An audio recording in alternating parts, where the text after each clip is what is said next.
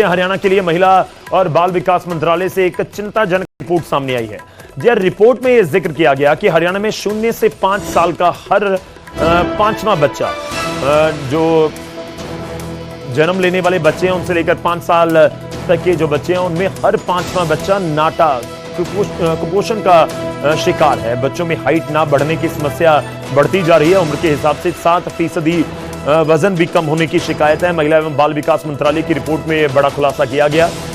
प्रदेश में खेल खिलाड़ी और मजबूत कदकाठी को लेकर दूध दही का खाना जो मेरा हरियाणा, इस तरह से कहावत काफी प्रसिद्ध है, लेकिन मौजूदा हालात में ये कहावत फिट कहीं ना कहीं इस रिपोर्ट को देखकर तो फिट नहीं बैठती। राज्य में 0 से 5 साल के 25% बच्चों में नाटेपन की समस्या से वो जूझ रहे हैं। इसका सीधे शब्दों में अर्थ है कि जो 0 से 5 साल के बच्चे हैं जिनकी उम्र आयु 4 साल हो चुकी है, 3 साल है या 5 साल है, तो उनमें हर पांचवा बच्चा जितनी उसकी हाइट होनी चाहिए, जितना उसका कद होना चाहिए, जितना उसका भार होना चाहिए, वो नहीं है, उससे कम है।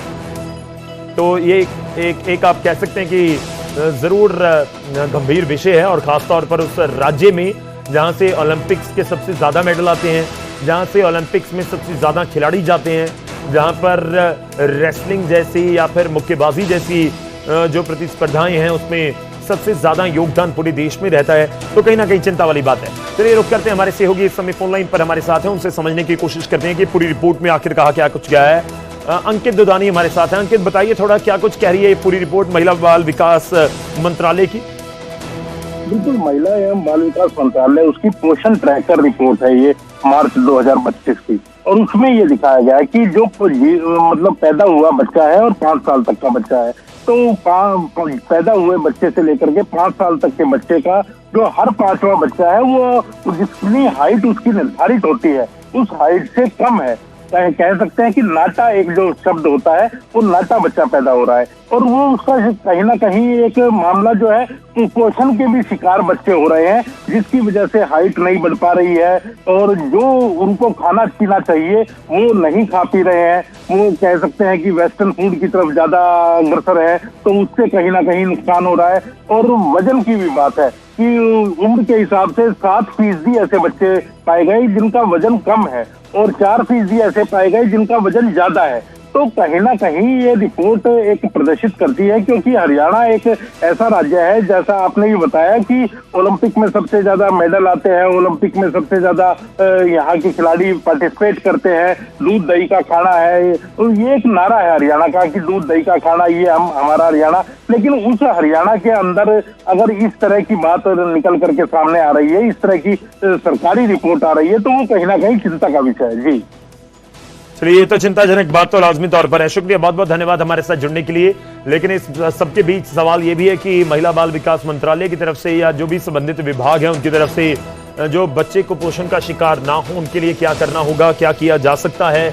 जो गर्भवती महिलाएं हैं उनके जब गर्भ में बच्चे हैं तो उस समय क्या वाकई कोई उनको चीज इफेक्ट कर रही है, या फिर देखिए एक बहुत चर्चा आप कह सकते हैं कि पिछले कुछ समय में हमारे समाज में चल रही है कि आजकल कुछ खाओ, कुछ भी आप खा लीजिए, उसमें कहीं ना कहीं मिलावट होती है और उसका असर हमारे ऊपर पड़ता है, हमारे बच्चों पर, नेक्स्ट जनरेशन के ऊपर पड़ रहा है। तो ये भी एक बड़ी वजह है, लेकिन इससे पार कैसे पाया जाएगा या पाया जा सकता है, ये भी एक मंथन का विषय तो जरूर है।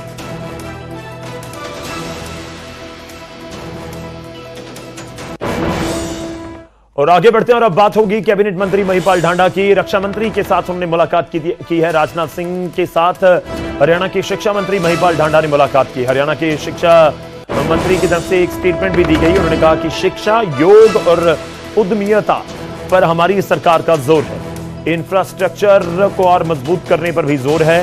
सारी चीजों को नियम में लाना और मनमानी रोकना जरूरी है। सुपर 100 के स्तर पर और भी बच्चों को जोड़ा जाएगा।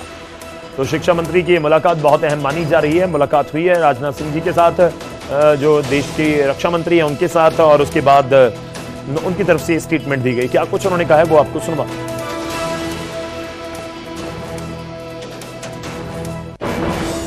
हम कोई एक्शन या कदम ऐसा नहीं कि भी किसी के गलत के लिए कुछ कर रहे हैं। हम लोग ये चाहते हैं कि सारी चीज नियम अनुसार हो जाए, ताकि किसी को परेशानी नहीं हो, कोई किसी को दिक्कत ना हो। तो उसमें कुछ लोग अगर नियम के विरुद्ध जा रहे हैं, देखो उनको भी कहना तो पड़ेगा कि भाई आप लोग नियम से बाहर जाके मत काम करो। कई बार आचार व्यवहार में भी बड़ा अंतर आ रहा है, उसको भी हम लोग ये कह रहे हैं कि देखो भाई मानवता के नाते आप लोग भी अहंकार में क्यों, आप भी बाकी आम लोगों की तरह आम लोगों से वैसा ही व्यवहार करिए जैसे आप अपने परिवार में करते हैं। तो मुझे कुछ जगह से इस तरह की शिकायत आई थी, मैंने उस पर कहा कि भी देखो नियम अनुसार उनके ऊपर एक्शन करो। अब 2003 का जो एजुकेशन का नियम बना हुआ है, एक्ट बना हुआ है, उसके 158(6) के तहत ये लिखा है स्पष्ट तौर पे कि भाई कोई भी बच्चों को दबाव नहीं डाल सकता, पेरेंट्स को प्रेशर नहीं दे सकते, धमका नहीं सकते, आप उनको कंपेल नहीं कर सकते कि भाई इसी दुकान से आप वर्दी लो, इसी दुकान से स्टेशनरी लो, इसी दुकान से किताब लो, है ना, आप नहीं कर सकते। और इसी के रूल 158 के सब रूल 7 में भी लिखा है कि भाई जो वर्दियाँ को लेके 2 साल में 3 साल में हर बार जो बदलते थे कि 5 साल से पहले इसको भी कोई नहीं बदल सकता। अब मेरा सर, तो इसलिए मैंने ये निर्णय लिया कि भी देखो इन चीज़ों पे अब आप नियम अनुसार काम करो।